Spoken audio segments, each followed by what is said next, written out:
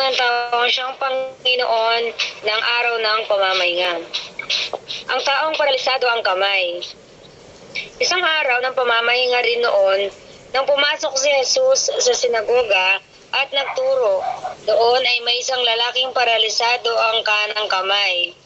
Sa hangad na ng mga tagapagturo ng kautusan at pariseyo na magkaroon ng maipaparatang kay Jesus, binantayan nila si Jesus upang tignan kung siya'y nagpapagaling ng may sakit sa araw ng pamamahinga.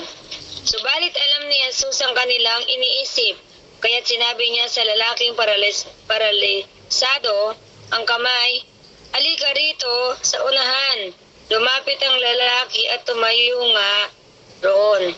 Pagkatapos sinabi ni Jesus sa mga tagapagturo ng kautusan at pariseyo, "Tatanungin ko kayo, alin ba ang naaayon sa kautusan? Ang gumawa ng mabuti o ang gumawa ng masama sa araw ng pamamahinga?